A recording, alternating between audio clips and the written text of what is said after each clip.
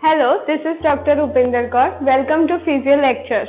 आज का हमारा टॉपिक है एंगल ऑफ टॉर्जन।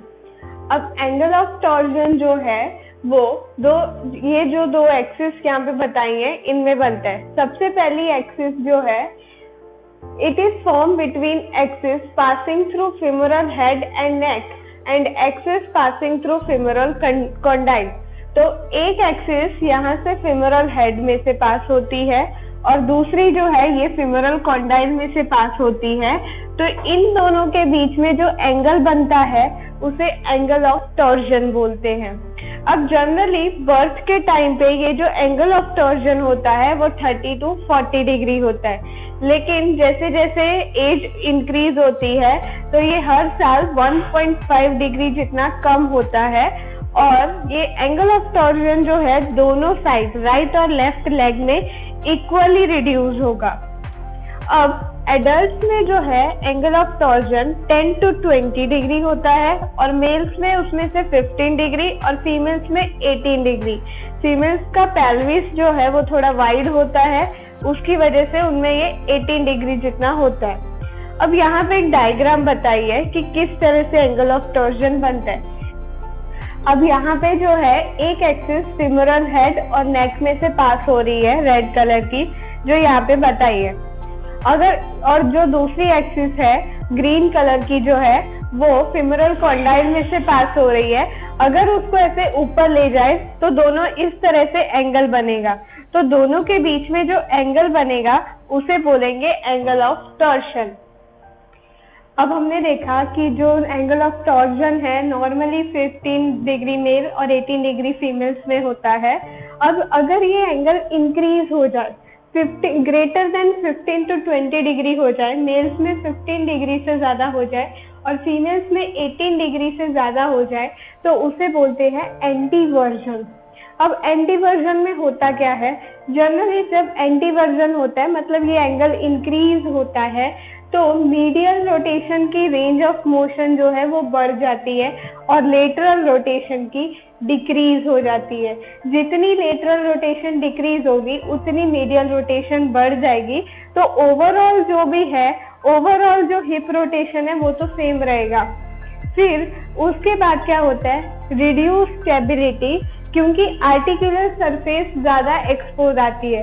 अगर ये एसिटाबुलम है, ये फेमोरल हेड है, अब क्या होगा, एंटीवर्जन मतलब ये थोड़ा आगे आ जाएगा। ये आगे आएगा थोड़ा तो मतलब आर्टिकुलेशन सरफेस डिक्रीज हुई। अब उसकी वजह से क्या होगा, स्टेबिलिटी जो है वो रिड्यूस हो जाएगी।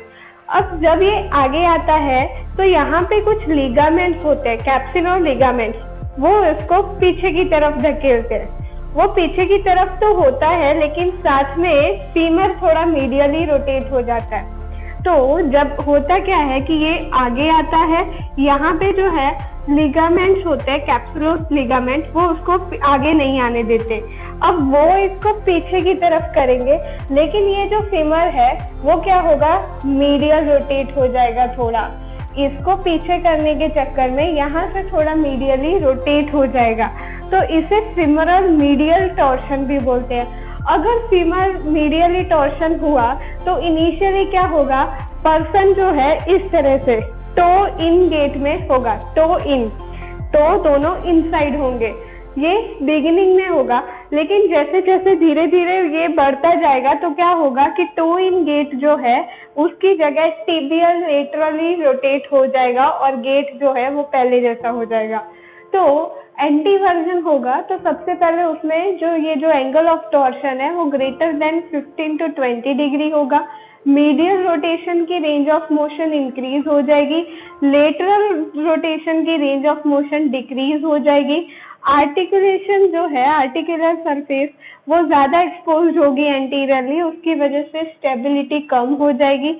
अब ये जो है आगे की तरफ आएगा जब, तो ये जो है उसको कैप्सुलस लिगामेंटस पीछे की तरफ वापस प्लेस में करेंगे, वो तो पीछे हो जाएगा लेकिन फीमर थोड़ा मीडियली रोटेट हो जाएगा।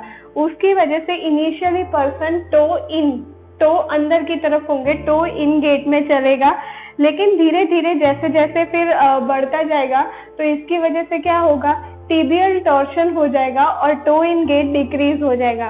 पर टिबियल टॉर्शन की वजह से नी के रेंजेस पे इफेक्ट होगा, फ्लेक्शन एक्सटेंशन ये सब पे इफेक्ट होगा। तो ये था एंटी वर्जन। अब इसका अपोजिट हमें पढ़ना है रेट्रो वर्जन। रेट्रो वर्जन में जो है अब ये जो है एंगल में चेंजेस आएंगे, एंगल डिक्रीज हो जाएगा। फेमोरल रेट्रीवर्जन, अब इसमें क्या होता है कि जो नॉर्मल टॉर्जन एंगल होता है 15 to 20 डिग्री, उससे कम हो जाता है, less than 15 to 20 degree. Males में 15 डिग्री से कम हो जाएगा और फीमेल्स में 18 डिग्री से कम हो जाएगा।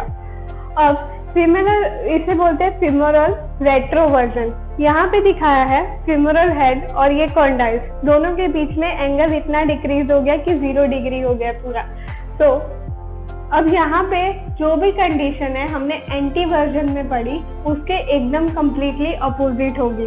अब रेट्रो वर्जन में क्या होगा कि ये जो फेमोरल हेड है वो और अंदर की तरफ जाएगा, तो कॉन्ग्रुएंसी इंक्रीज हो जाएगी। कॉन्ग्रुएंसी इंक्रीज होगी और क्या होगा, अब ये बैक साइड जा रहा है, पीछे की तरफ जा रहा है, तो पूरा मैकेनिज्म उल्टा होगा। जो एंटी वर्जन में हुआ था टो इन गेट, अब रेट्रो वर्जन में वो टो आउट होगा, वो गेट टो आउट हो जाएगा, इस तरह से टो आउट गेट। अब दूसरा कि इसमें ये जो है कॉन्ग्रुएंसी इंक्रीज होने की वजह से लेब्रल टियर हो सकता है, हिप जॉइंट डिसीज हो सकती है। जितनी कॉन्ग्रुएंसी इंक्रीज होगी उतना यहाँ पे जो है लेब्रल टियर के चांसेस रहेंगे और दूसरा जो है हिप जॉइंट डिसीज हो सकती है। तो ये था femoral anti version and retro version जो आज के टॉपिक में पढ़ा। थैंक्स।